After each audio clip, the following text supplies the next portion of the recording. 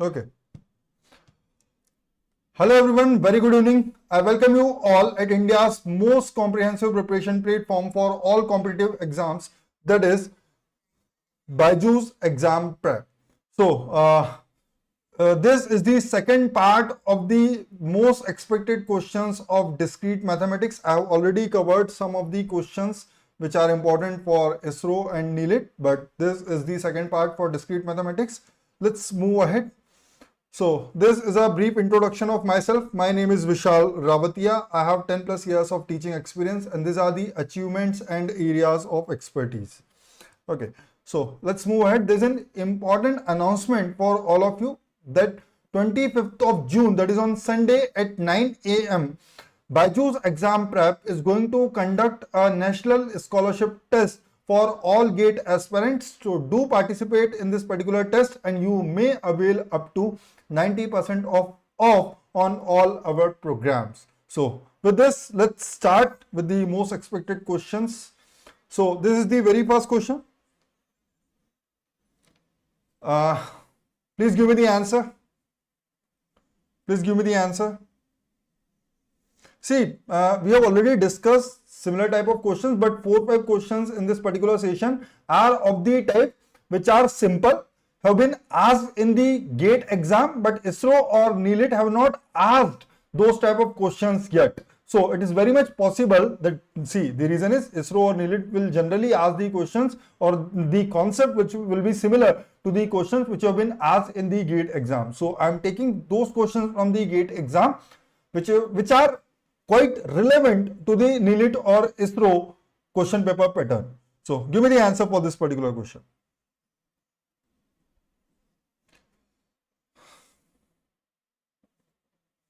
Which of the following options are true? There may be more than one correct answer. I'm just trying to ask whether you understand the concept or not. So there may be more than one correct answer. So with a single correct answer, I will not be able to give you that much clarity. Therefore, I have keep this as a MSQ type. What will be the answer? So see, try to understand. This 2 raised power A will be what? Power set of A. So what is power set of A? Power set of A will be all subsets of A. Power set of A is nothing but all subsets of A. So there is a very beautiful thing in this particular question, and that is that this says belongs to and this says subset or equals to. So when you write power set of A, what are the subsets of A? Phi is also a subset of A. Phi is also a subset of A. Let's try to understand this. Apart from that, there will be a set which consists of element 5, because this is one element. There will be a subset of this which consists of this element, which is a set containing element 6, right? Apart from that, there will be a subset which consists of a set containing element 7, right? Apart from that, there will be a set which consists of 2 elements. So what are 2 elements? One is 5, another is a set containing element 6. So at this point of time, you should be able to answer all the questions, but let me write one more pair. So what do you think? What are the, and there are other as well.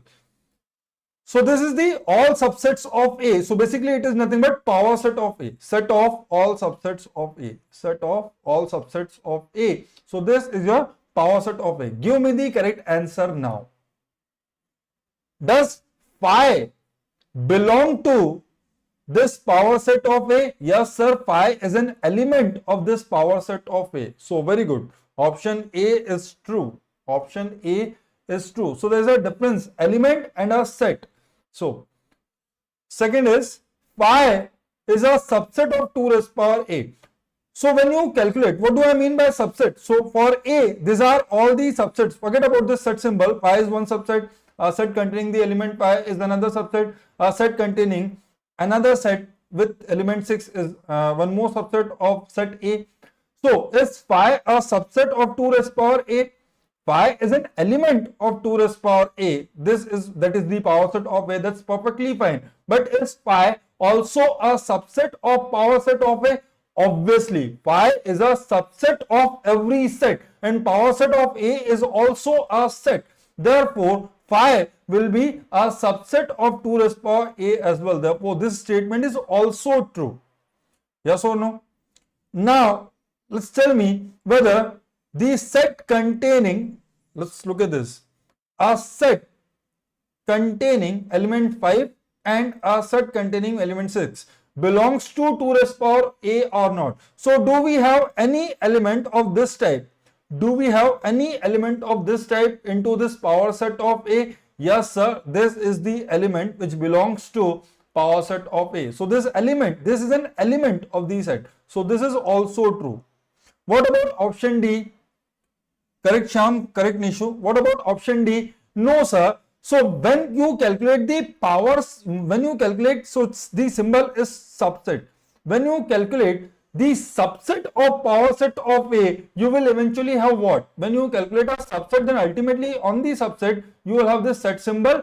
Then you will have an element which consists of, so what are the elements? Do we have any element 5 in this? No, sir. We have an element which is a set containing 5. So, this is a set containing 5. Apart from that, we have one element which is a set containing element 6. So, if it is of this type, then this thing is actually the subset of power set of A, but this is not the subset of power set of A, it is the element of power set of A. So, just try to understand, the subset is a different thing and element is a different thing. Element will belong to that particular set, and power set and the subset will be another set which consists of the element of that set, right? So, that's the idea. So, here in this particular question, there are 3 correct answers, but I just wanted to give you the crystal clear understanding that element and subset may confuse you, but you just need to understand whenever it is element, then that particular thing must be the member of the set you are talking about. And when you say a subset, then it should be a subset and it should be a set, and the element of that set should be the element which are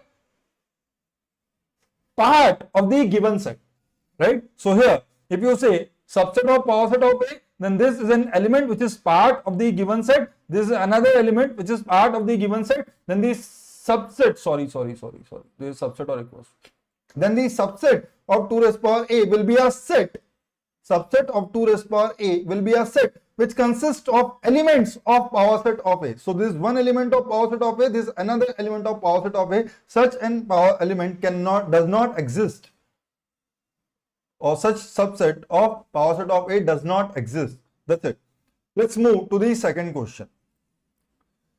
So, I was just going through all the ISRO questions and NIELIT questions. I've just realized that they never asked a question which is related to the concept of type of relation. So, you can actually expect a question of this particular type. So, this is very easy. I'm not saying I'm just trying to give you the intuition that the questions may also be of this particular type, right? So, what is the answer for question number 2? What is the answer for question number 2? I hope people know the concepts of discrete mathematics. They have given the answer.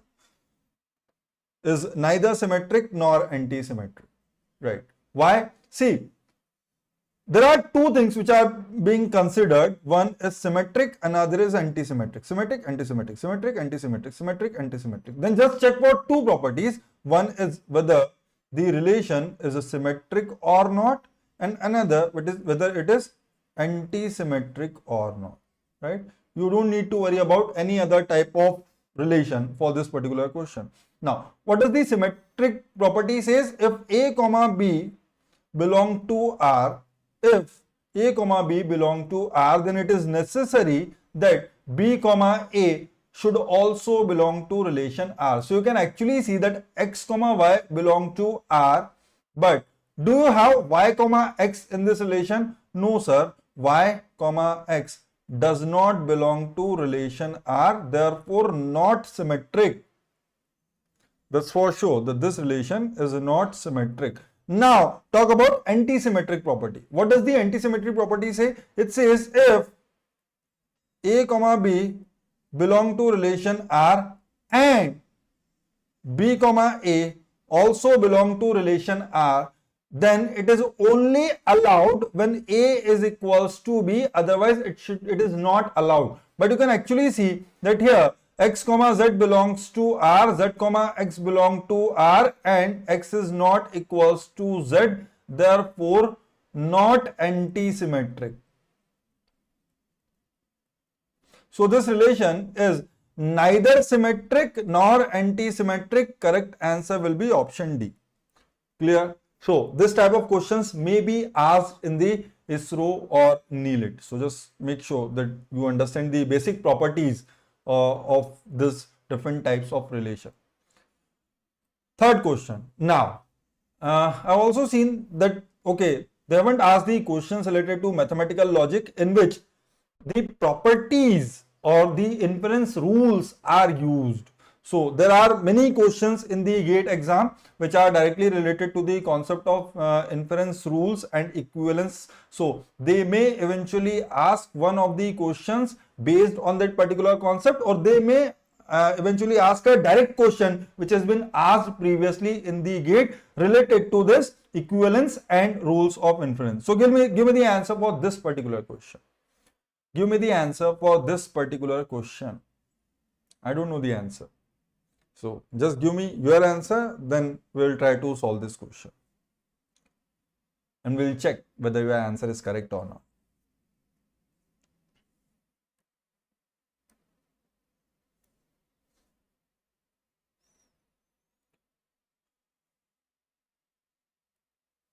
C. So Shyam is saying option C. Let's check. So I don't have sufficient space here. So let's move to the next page. So the statement S1 is saying if candidate is known to be corrupt. So to solve such type of questions, you need to think in terms of proposition and propositions, right? So let's assume that a candidate is known to be corrupt. A candidate is known to be corrupt is denoted by C. Let's assume C denotes that a candidate is known to be corrupt. So what will be negation C? A candidate is not known to be corrupt.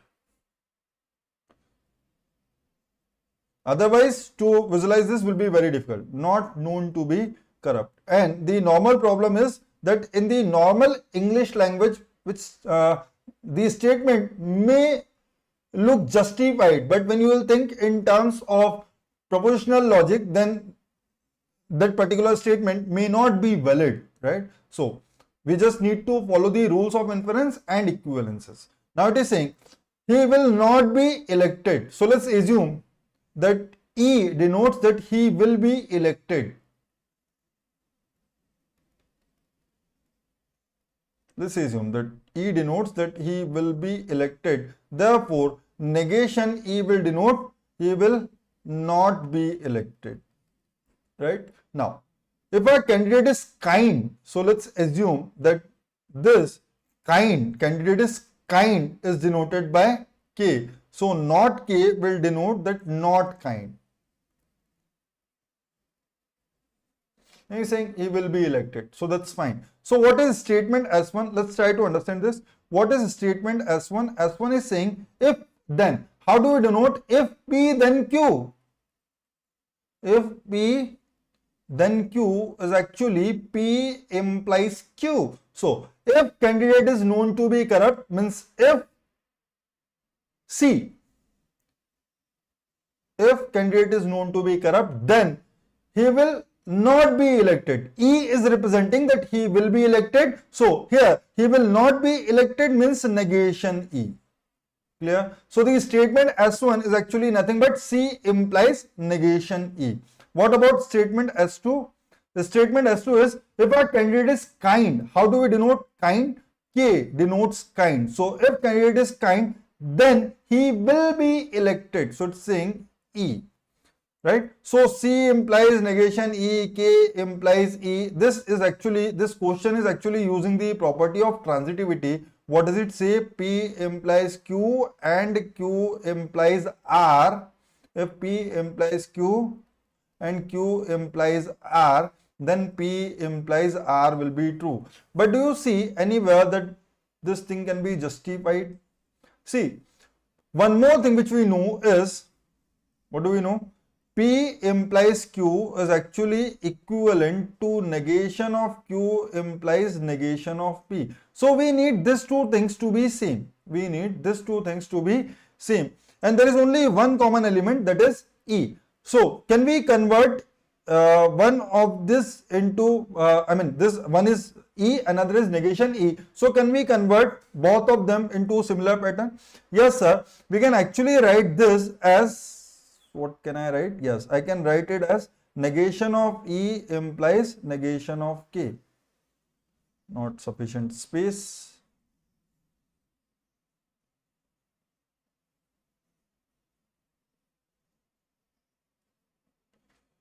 This can be written as negation of E implies negation of K. So now C implies negation E and negation E implies negation K. Therefore, I can write it as C implies negation K. And this thing will be equivalent to K implies negation C. What does it mean? If the candidate is known to be corrupt, then not kind, and if it is kind, then not known to be corrupt. So let's look at the options. If a person is kind, it is saying if kind. So let's think. Kind means this. If person is kind, the option which is given by Sham. If person is kind, then not corrupt. If person is kind, then C denotes corrupt. So negation C will denote not corrupt. So if person is kind, he is not known to be corrupt. Not corrupt. So this statement is true. Let's look at the other statements as well. It is saying if a person is known to be corrupt, that is C, then it implies kind, that is K. So can we, from these two statements, C implies negation E and this, from this two statement, can we say C implies K? No, sir, this cannot be inferred from these two statements. Similarly, therefore, this is not correct. This is not correct. If a person is not known to be corrupt, that is negation of C, not known to be corrupt, then he is not kind. So these two things, that negation of C implies negation of K. Can we say negation of C implies negation of K? No, sir. What else? Option C is already true. If a person is not kind, that is negation of K, then he is not known to be corrupt. C says known to be corrupt. Negation of C will say not known to be corrupt. So this also cannot be determined that negation of K implies negation of C. Therefore, the correct answer is option C. Clear? So such type of questions which involves the concept of equivalence. This is the concept of equivalence. This is the concept that P implies Q and Q implies R is the concept of rules of inference. Such concept can be asked in the NIELIT or ISRO because up to now there are no direct questions of this type. So you can actually check for this particular type of questions. Clear? Now let's move to the next thing. So here this question has been taken just to discuss the concept of groups, right? So which of the following is not necessarily a property of a group? So please, anyone who is preparing for the GATE may think that, sir, what type of questions are being discussed? So this is only for NIELIT and ISRO, and I hope you will understand that NIELIT and ISRO will not ask the questions which involves very deep knowledge of a particular topic. They will just try to understand whether you know the basic concept related to that particular thing or not. So what's the answer? Which of the following is not necessarily a property of a group? Correct. So what is needed for group? What is needed to become a group? First of all, it should be an algebraic structure. So why did I choose this question? So that I can discuss these properties. Algebraic structure, right? First thing, it should be an algebraic structure. Second thing, it should be a semi-group.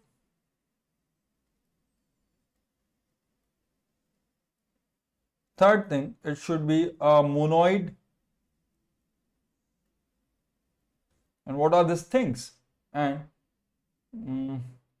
if this three properties are justified, that algebraic structure, semi-group, monoid, so you can ultimately say if it is a monoid, then it will eventually follow this two property. Plus fourth, what inverse should exist for every element? Monoid plus inverse. Inverse should exist for every element, right? So let's look at the other three things. What are they representing? Sir, algebraic structure represents that your set must be closed with respect to binary operation. So, what will be given when you look for the group? You will have a set and binary operation. These are the two things, set and binary operation. What do I mean by close? Close says if, let's say, set S and binary operation asterisk. This is the thing. So, what do you mean by closed? Closed says that closed, let me write the property of closed as well if you don't know this.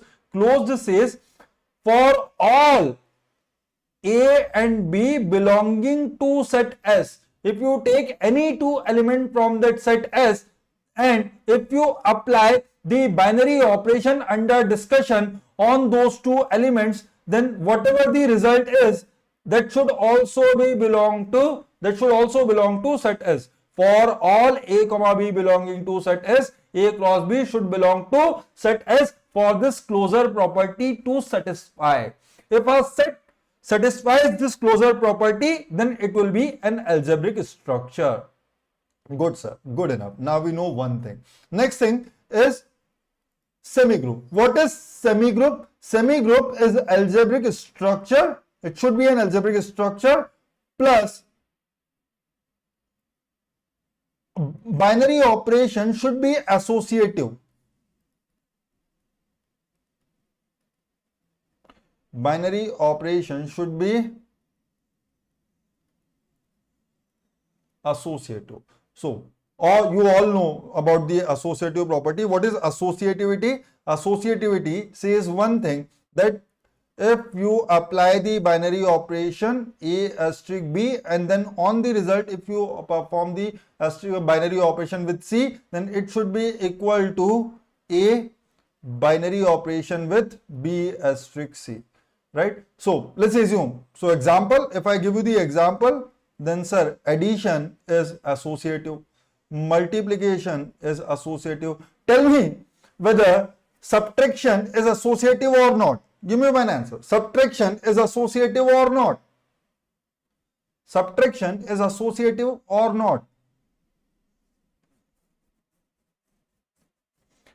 Arey Baba, subtraction is associative or not? No. So, if subtraction is the binary operation, then that particular thing can never become a group because it cannot even become a semi-group, etc. So there are many other operations which are associative, but not subtraction and division. Division also not associative, right? So if it is an algebraic structure that is closed as well as the operation is associative, then it will become a semi-group. Now sir, what is monoid? For monoid, first of all, it should be a semi-group. First of all, it should be a semi-group plus identity element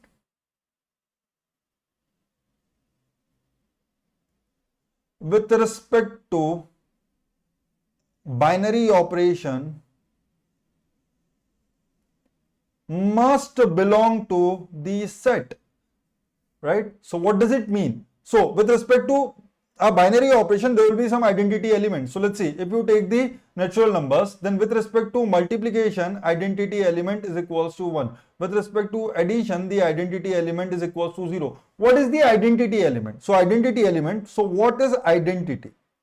If you guys do not know, what is identity? So identity means if you take for all element A belonging to set S, there should exist there should exist E belonging to set S such that if you perform the binary operation of E with any element A of the set, then it should be equals to A only. So if you add 0 in any real number, then it will remain 0. If you add 0 in any real number, then it will remain 0. Therefore, 0 is the binary, 0 is the identity element with respect to addition. Similarly, if operation is multiplication, so if you multiply 1 with any number x, then x multiplied by 1 will remain x only. Therefore, it will be the identity element with respect to operation. So what's the idea? So for a monoid, it should be a semigroup and identity element must be present. Identity element with respect to that operation must be present in the set. If that identity element is not present in the set, then it cannot be a monoid. Right? Now, what is fourth? Sir, inverse should exist plus monoid. Inverse should exist, so it should be a monoid. It should be a monoid plus inverse should exist. What do you mean by the inverse? So let me write here. Inverse. What do you mean by inverse? Let A belongs to set S, then B belongs to set S such that if let A belongs to set S, then B should belong to set S such that if you perform the binary operation of A and B, then it should be equal to the identity element. So if it is so, then A and B are inverse of each other. So for all, so I would basically say for all, inverse should exist for every element. So for all A belonging to set S, B should belong to set S at least one or exactly one. B should belong to set S such that A asterisk B becomes to the identity element, right? So, but this commutative. So apart from this four property, that is, if these four properties are satisfied, then it will eventually become a group. So group plus commutative will be what? Group plus commutative will be abelian group or commutative group.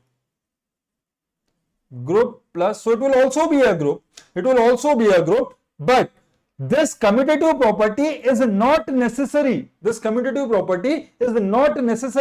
For a set with respect to a binary operation asterisk to become a group. But associativity is obviously needed. Existence of inverse is obviously needed. Identity is always obviously needed. Apart from that, the closure property is also needed. But this commutative property is not a necessity for a set with respect to a binary operation to become a group. Clear? So I hope I have discussed the basic properties related to group as well. So the questions may be asked with respect to these properties. Next question. This is a direct question. So why have I included this question? So I have included this question to let you know that this concept is, otherwise a direct question will be asked, but if a direct question is not asked, then some other type of questions may be asked from this particular topic, which are related to the number of surjective function. Now I am discussing only surjective functions so that I'll be able to discuss two more things along with this. What are they? So how many onto or surjective functions are there from an n element set to a 2 element set? Give me the answer. People who have studied for GATE directly know the answer for this question. So what will be the answer? But for NIELIT and ISRO students, I would like to discuss some other things related to this particular concept. What is the answer? And GATE aspirants also, if you want to understand the complete concept related to the number of onto functions, then I have discussed this concept in one video which is related to coffee with concept. So if you want to understand the complete thing related to number of onto functions from any set A to any set B, I know that most of you will be able to answer this particular question. But there are some other type of questions which will become very difficult if you don't know the actual process of identifying the number of onto functions. So you can watch that video if you already don't know about this thing. So, sir, what is an onto function? First of all, if you define a function from A to B, then let's discuss the properties of the function, because a question may also be asked from that particular concept. So what is a function? So let's assume a function from set A to B, or a relation f from A to B will be called a function if for every element of set A, there is a unique image in set B. There is a unique image in set B.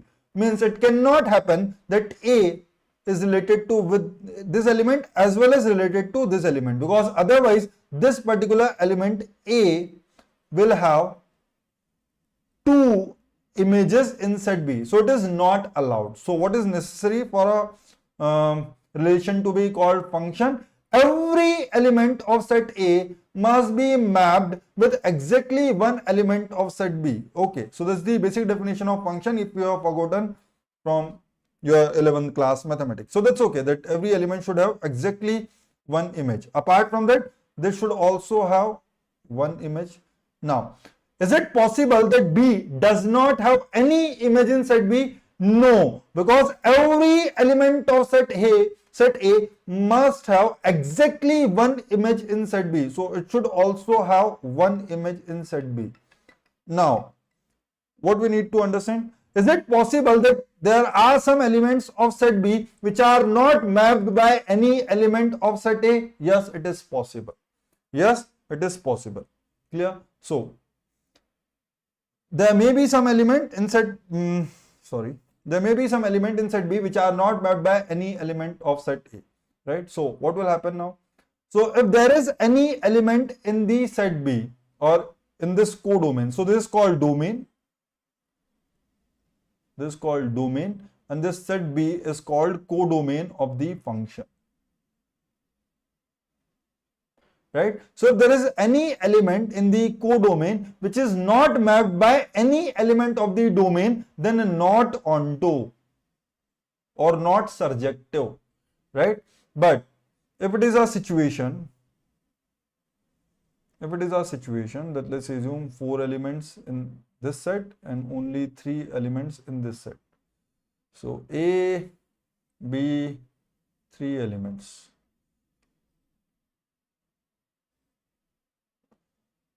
So is it a function, sir? Now just only you said that no element of A can be related to 2 elements of set B. But is it allowed that 2 different elements of set A, 2 different elements of set A are mapped to the same element of codomain? Yes, it is allowed. Yes, it is allowed. One element should not have 2 images, but 2 different elements can have same image in set B. So this is allowed. So this is a function, right? This is a function, right? But if you leave any element of set A which is not mapped by any element of the codomain, then it will not remain a function. You can leave some elements in codomain, but you cannot leave any element in the domain. Now, if none of the elements, if all of the elements of codomain, are mapped by at least one element of the domain, then this is called onto. This is called onto. So that's the basic definition of onto function. Now, what is 1, 1? So this function f1 is 1, 1. What do you mean by 1, 1 function? So there are 2 types of function, 1, 1 and onto. 1, 1 is known as injective, onto is known as surjective. A function which is both 1, 1 as well as onto is known as bijective, right? So this are again some things. So if distinct elements, so these two are distinct elements. So if distinct elements of the domain have distinct images in codomain, then this will be 1, 1. So is this 1, 1? Yes, sir, it is 1, 1. This is 1, 1. But is this onto? No, sir. But not onto. Good, sir. Is this function 1, 1? No. Distinct element of the domain should have distinct images. But here, in this case, this distinct elements of set A, let's say, name them B and C, A, B, C, D, are having the same image, that is 2. So, if the distinct element of the domain are having the same image in codomain, then not 1, 1. Not 1, 1. But here all the elements of the codomain are mapped by at least one element of the domain. Therefore, it is onto. So not 1, 1, but onto. So this is onto concept. So now you know what is 1, 1, what is onto. Now, is it possible that a function is both 1, 1 as well as onto? So yes, let's see. For 1, 1 as well as onto, a restriction is, for a 1, 1 as well as onto, the restriction is that A and B should have same number of elements. So this is a situation. A, B, C, 1, 2, 3. So this is the image of A, this is the image of B, this is the image of C. So is it 1, 1? Yes, sir. Because every element of distinct element of the domain are having distinct images in the codomain, plus all the elements of the codomain are mapped by at least one element of the domain, therefore onto as well. So this is the complete definition. But does it mean that if the cardinality of A is equals to cardinality of B, then every function from A to B will be 1, 1 as well as onto? Nare baba, na, don't think so. Don't think so. I can eventually have a function, too much concept or too many concept in a single question, but that's fine. That's what I needed. That's why I included this question. So let's see. Mod A equals to mod B. But is it not allowed that two element of the domain maps to the same element? Yes, sir. If it happens, then mod A equals to mod B. Mod A equals to mod B, but not bijective. What do I mean when I say bijective? Bijective. 1, 1 plus onto. If the function is both 1, 1 plus onto, then it is bijective. Right? So not bijective because it is neither 1, 1 nor onto. Right. Neither 1, 1 nor onto. So these are the complete concept related to 1, 1 and onto. But now the question, so tell me, I ask you one more question here. Let mod A equals to M and mod B equals to N. Then how many functions are possible? Give me the answer, people who know. How many functions are possible from A to B? How many functions are possible from A to B? Give me the answer. Patafat.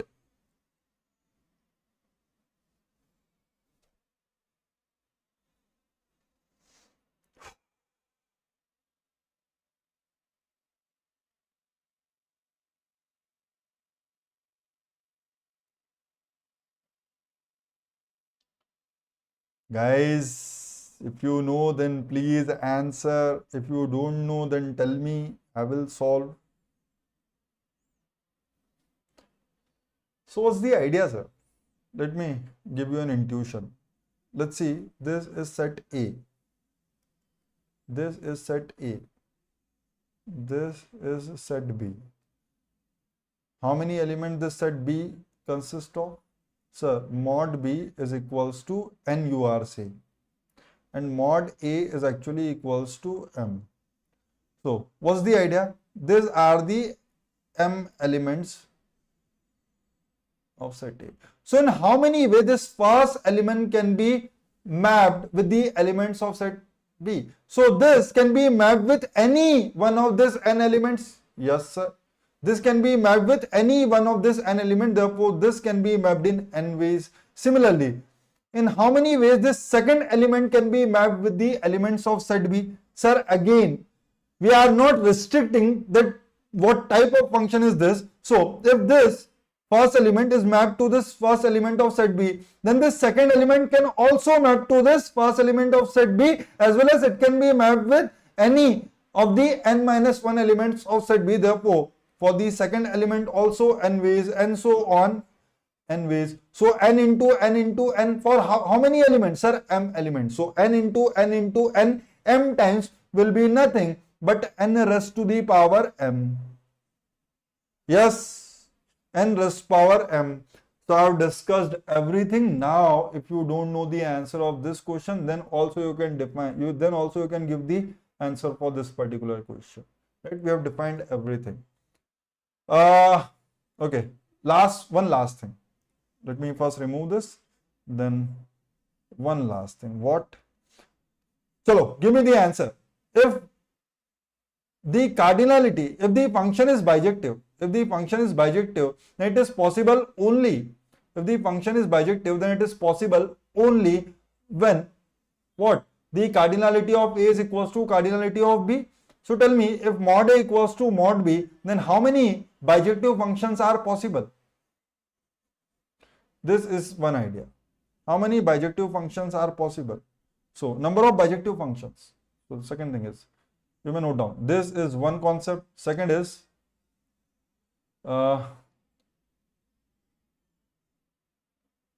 bijective function is possible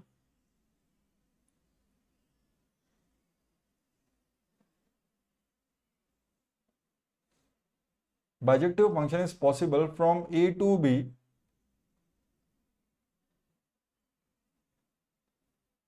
only if mod A equals to mod B.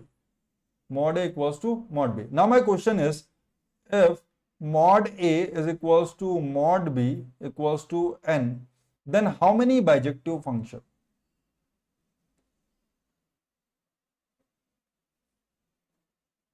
Bijective I am talking about, not surjective. Then how many bijective functions? That's the question.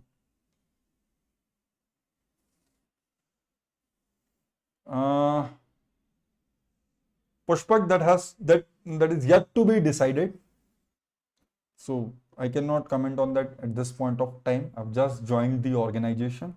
So there are many other things which are to be planned. So I cannot comment on that particular thing as of now. Then how many bijective functions? See, let's see. Sir, what's the idea? Bijective function means two distinct elements cannot map to the same element. So mod A equals to n as well as mod B equals to n, then what will happen? First one can be mapped with any one of this n element. For the second one, you cannot map the second element with the element with which you have already mapped the first element. So for the second element, you will be left with only n minus 1 choices. Similarly, for this third element, you will be left with n minus 2 choices. At the end, you will be left with n minus 1 choices, which is nothing but 1. So n into n minus 1 into n minus 2 up to n minus 1, the answer will be n factorial, sir. Answer will be n factorial. Let it be done. Not about to discuss this thing, but the question is, how many onto functions are possible? So let's assume that this is your set A, which consists of n elements. So this is 1, this is 2, this is 3, and this is n element. And this is your set B, which consists of only 2 elements. This is what is being asked in the question, that if set A consists of n elements and set B consists of 2 elements, then how many functions from a set with n element to a set with 2 elements? Now the answer is, sir, how many total number of functions are possible from A to B? So this is n and mod B is 2. So how many total number of functions, sir? First one can be mapped in two ways, second one can be mapped in two ways. So total number of function will be equals to 2 into 2 into 2, 2 raised power n. So the first term of all the options is available in front of us. Got the idea? Now let's think. Sir, so this is not the answer. No, this is not the answer.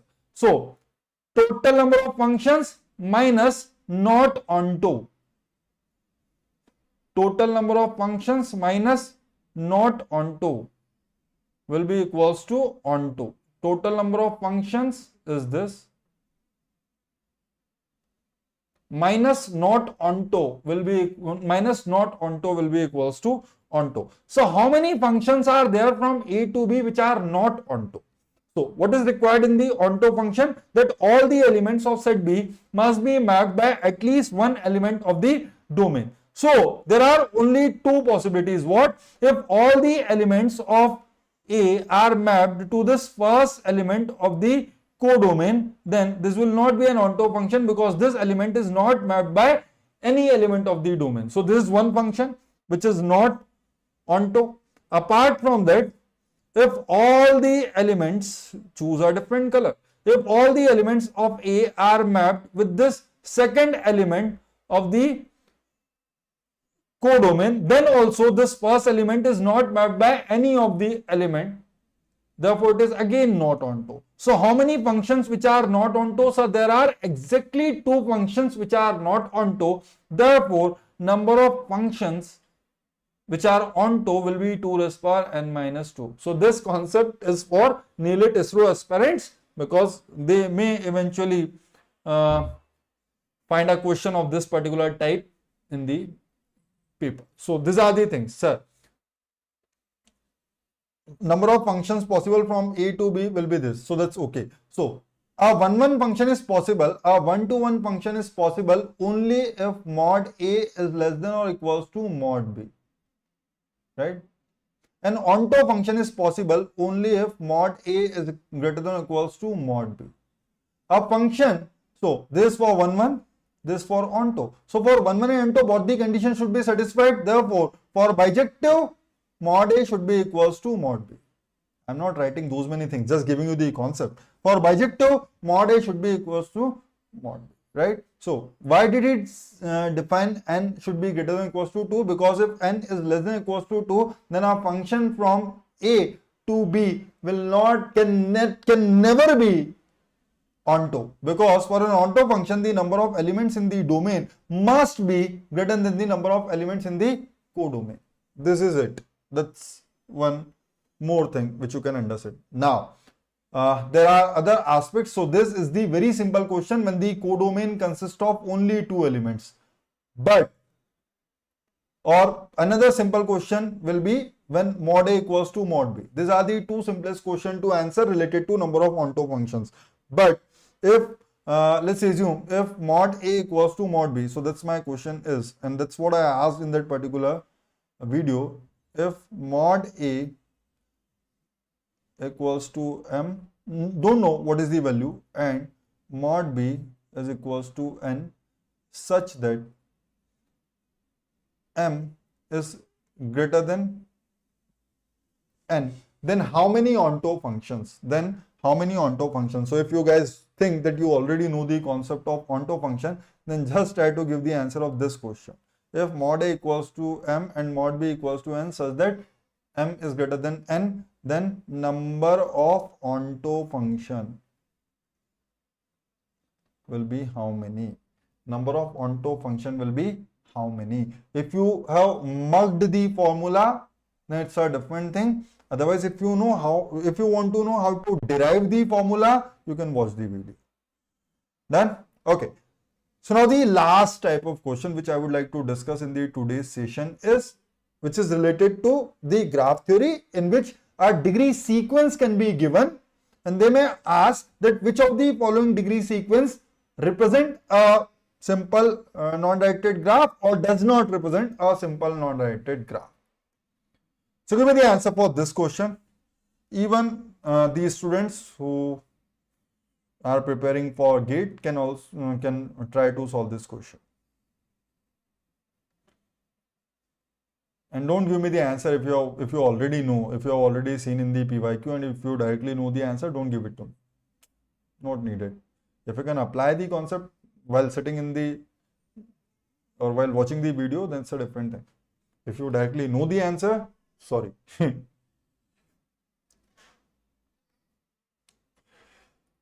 Do. Give me the answer if you guys knew, or if you guys can actually try.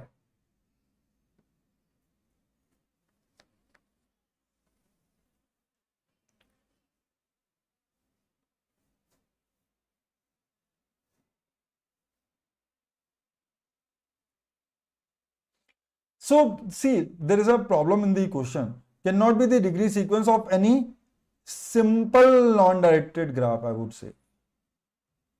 The question will be simple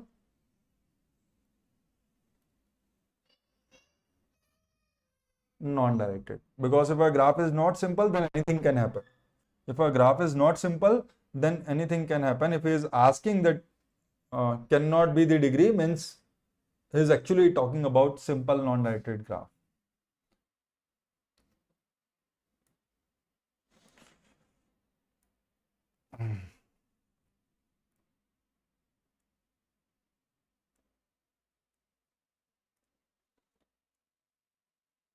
So there are some options which can be directly ruled out. And that's the basic concept related to this question. I mean, they have asked this question in the GATE because, I mean, they don't want you to apply Havells-Hakimi's algorithm on those many degree sequences. There is something in this question which can directly give you the hint that, okay, this is the right answer.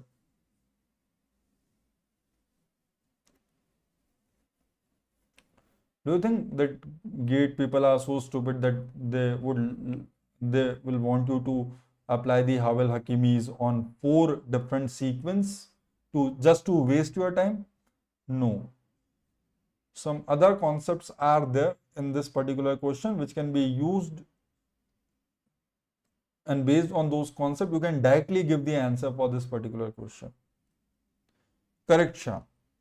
Let's try to understand the concept now. So these are the 4 sequences.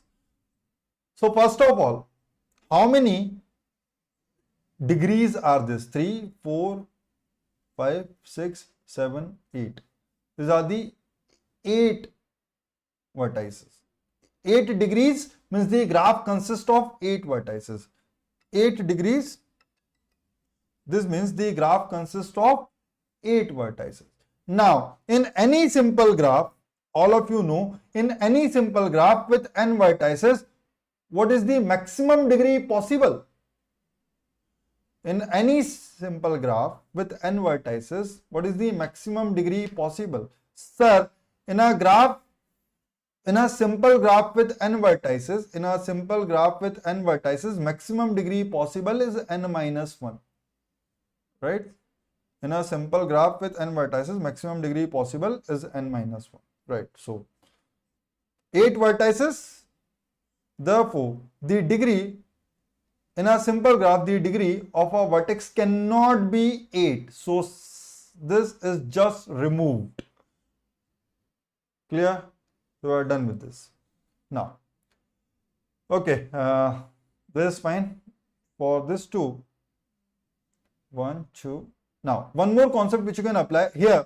This is not, I mean, no particular option is justifying that particular thing. But if the question is asked in the NIELIT or ISRO, then you just need to remember one thing, that the summation of the degrees of the vertices BI varying from 1 to n will be twice the number of edges. So if it is twice the number of edges, then this will be an even number. So the summation of the degrees of vertices must be even. Therefore, the number of vertices with odd degree must be even. So here, 1 vertex of odd degree, 2 vertex of odd degree, 3 vertex of odd degree, 4 vertex. So the vertices of odd degree are even. So if there is any option in which the odd number is appearing odd number of times, if there is any option in which odd number is appearing odd number of times, then that particular sequence can never be the degree sequence for a simple non-directed graph, because this summation of all the vertices must be even, and if you add odd numbers odd number of times, result will be odd. If you add odd numbers odd number of times, result will be odd. Therefore, one concept which you need to learn from here is number of vertices with odd degree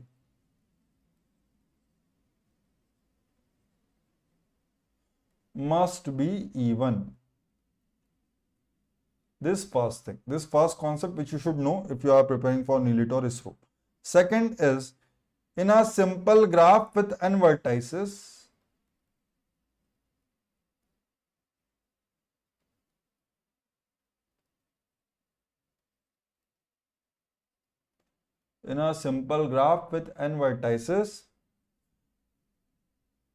degree of a vertex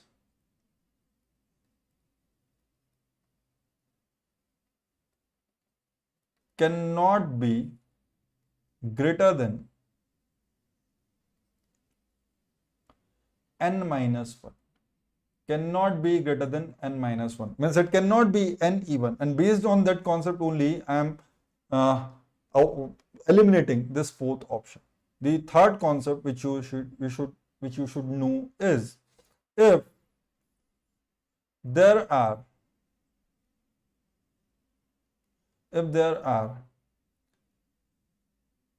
k vertices, of degree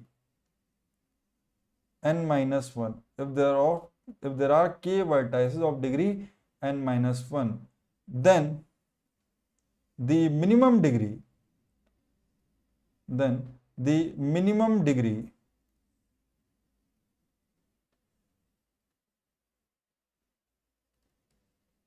in the simple non-directed graph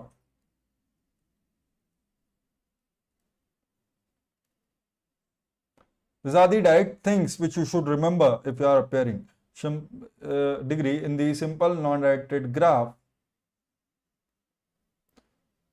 cannot be less than k. Cannot be less than k. So if there are k vertices of degree n minus 1, that it means at least those k vertices are adjacent to all n minus 1 vertices. It means those k vertices are adjacent to all n minus 1 vertices. Therefore, the degree of all the vertices are already k. Now, whatever happens in the graph, the degree of vertices are going to increase. It cannot be less than k. It cannot be less than k. So, these are the three things, but the idea is we can use, out of these three, we can use only one, and based on that we can eliminate the fourth option. But for the gate aspirants, what else can be used? So let's see. There are four vertices of degree 6, right? So this 4, let me explain.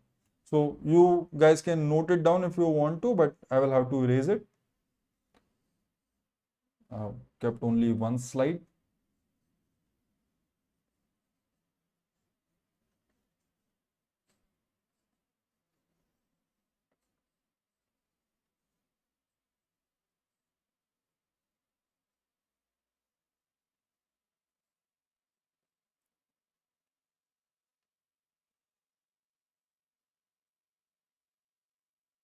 Look at this, फटाफट से. Don't worry, be able to do it. See, now let's try to understand a concept which is known as Havel Hakim. What does it say? That if there is a sequence, one, which is, I'm just explaining as fast as I can, S, T1, T2, up to TS, and then D1, D2 up to DK, no matter, is a sequence in decreasing order, which is true for all of them. Okay. Then do what? Obtain sequence 2. Obtain sequence 2 by doing what? By deleting the first element.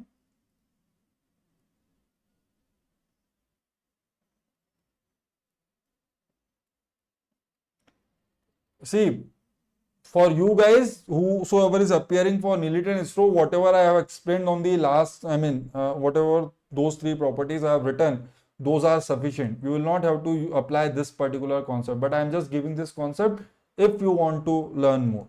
So, obtain sequence 2 by deleting the first element, that is S, from sequence 1, and subtracting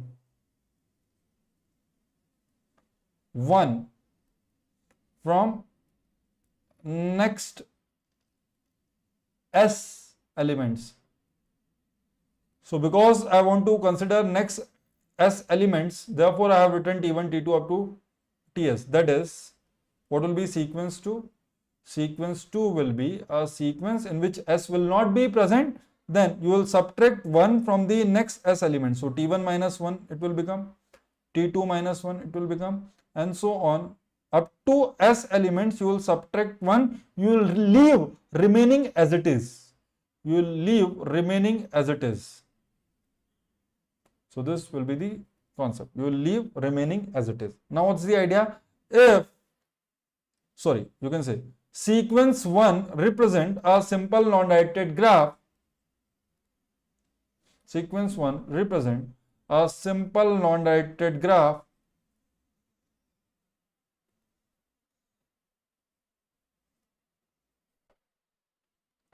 if and only if sequence 2 represent a simple non-directed graph. Simple non-directed graph. Now this is just the way, right? But see, what are we trying to do? We are actually trying to reduce the size of the problem. We cannot imagine, we cannot visualize a graph with 8 vertices. So we are trying to reduce. See, if I tell you to visualize a graph with only 4 vertices or 3 vertices, you will be able to visualize it, right? But if I ask you to visualize a graph which consists of 10-15 vertices, you will be like, sir, pagal ho gaye ho kya? So that's why we are trying to reduce the size of the problem to give the answer of the problem. So this is how we have deleted one vertex, and we are trying to figure out that with remaining n-1, are we able to define a simple non-directed graph? Now, if you are not able to visualize the simple non-directed graph with respect to sequence 2 as well, then you can do one thing, that if still not clear, from sequence 2 as well, if not clear from sequence 2 as well, then what you need to do? Then rearrange the sequence in decreasing order, or rearrange the sequence 2. Generally it will come in the decreasing order only, but if it does not come in the decreasing order, then please rearrange it. Then rearrange the sequence 2 in a decreasing order,